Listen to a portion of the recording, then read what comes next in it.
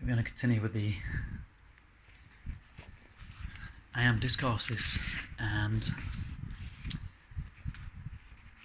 trying to think of a way of doing this without the pages blowing everywhere.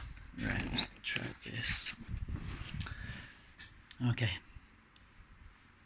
To continue, Discourse 18, December the 1st, 1932. Saint Germain, thou mighty illuminating presence, which I am, in gratitude and praise, we enter into the fullness of thy presence today and forever. Receive thy luminous blessings, thy strength and courage, the joyous enthusiasm, all of which is self-sustained. We know there is but one presence, I am, that presence of all activity, all wisdom and power. In the freedom of that mighty presence, we stand serene, unmoved, amongst all outer things which seem to point to the contrary. I stand serene in thy great forever. I claim thy great dominion in my place. I stand in the radiance of God, eternal, ever looking thee full in the face. I bring you greetings from the great host, and also their blessings for the happy enthusiasm which has been entered into. We shall endeavour to sustain you in that joyous enthusiasm as hub of this radiation, because all the students will feel and act it. For more has been accomplished this week than was anticipated, and we enter with you in great rejoicing. The loving blessing of each student unto the other is most commendable, and this simple thing will open the door, oh so wide, to receive the fullness intended for them. The Discourse. I would be so pleased to have every one of the students just at this time especially use the statement with all enthusiasm that they can command. I am. I am. I know. I am. The use of God's limitless opulence. Here I wish to explain that when there is a group of students in accord, working from the same principle, and they use this statement, they do not bring into their own world and use this great opulence, but they bless their associate students with the same thing, because I am the presence in each one. This is the mighty power of cooperative action with everyone should use.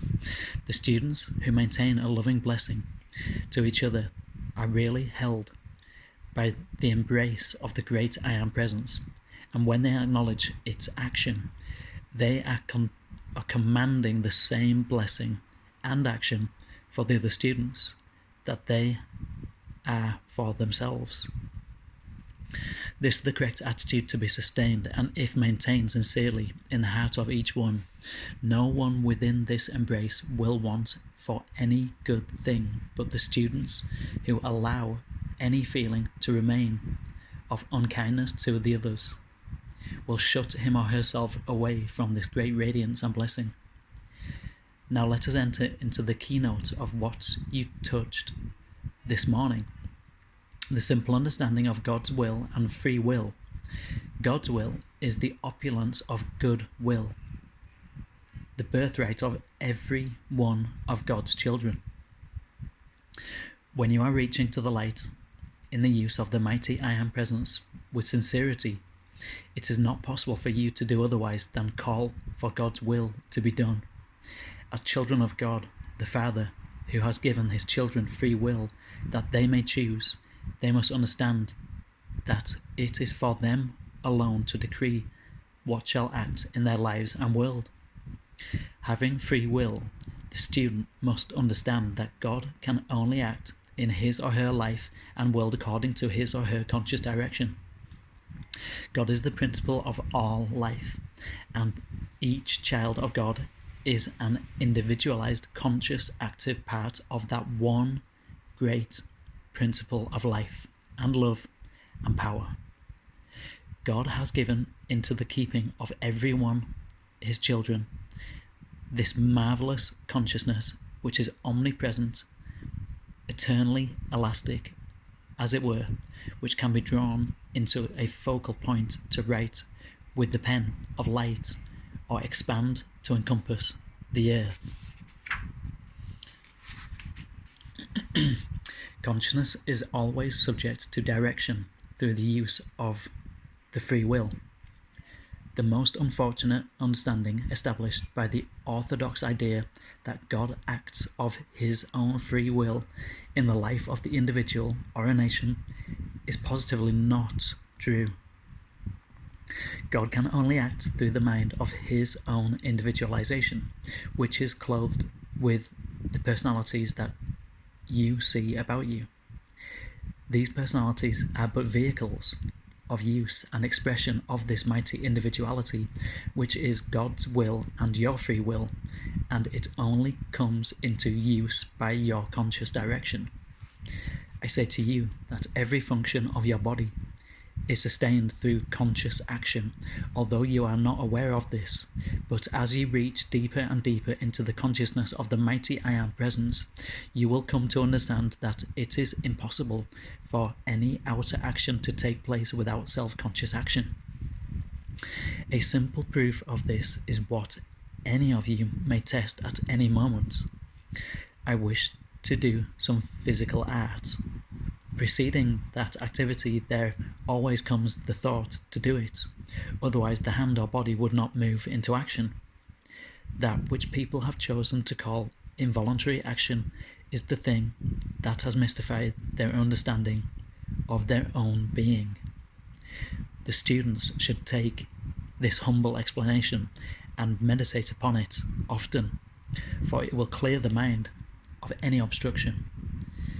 You are self-conscious, free will acting beings. This is really of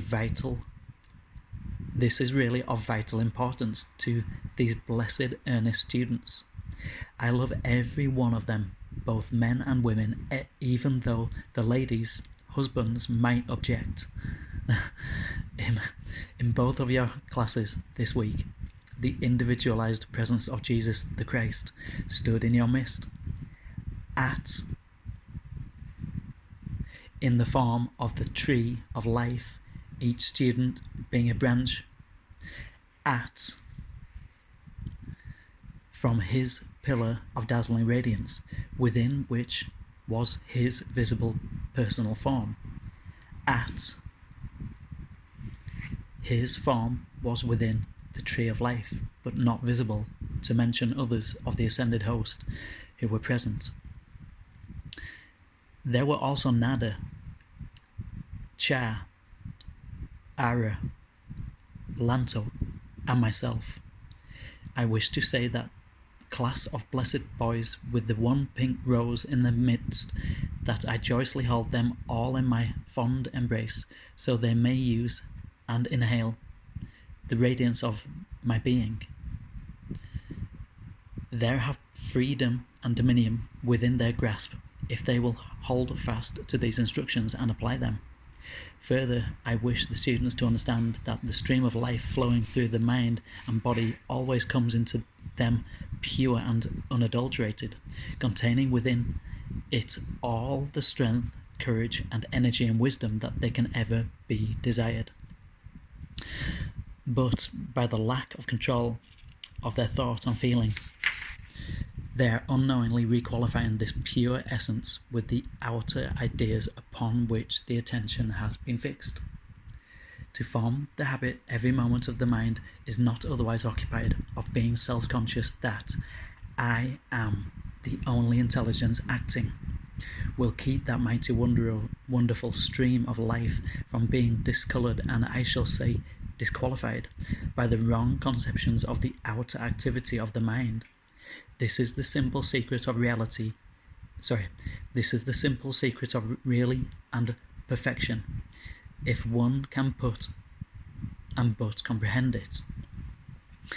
This great life comes into everyone's use, pure and perfect, but through the lack of understanding, the outer mind is constantly requalifying it with discordant conceptions, and this human beings change its otherwise perfect action into which they find expressed in limitation and discord in their outer activity. This should make clear to the students the simple activity which they should self-consciously maintain in order to keep this marvellous perfect life that constantly flowing through their minds and bodies in its pure, fragrant state. For I tell you the truly, that those who will follow and maintain this idea will find and embrace the emanations from their own bodies becoming rather than the lily or the rose, further in the consciousness of this perfection which is constantly flowing into their use. They can know it as a perfect health and beauty of the face and form until its radiance shines forth like the sun. Okay, well, we've come to 11 minutes. I'm going to try and move the angle of this book because it's very dark and I'm kind of missing a few words. I'm kind of misreading a few words. So I'm going to get this some better lighting, and yeah, it's gone very dark out there. I'm going to see if I can get some better lighting. Try and figure something out. Okay, Namaste.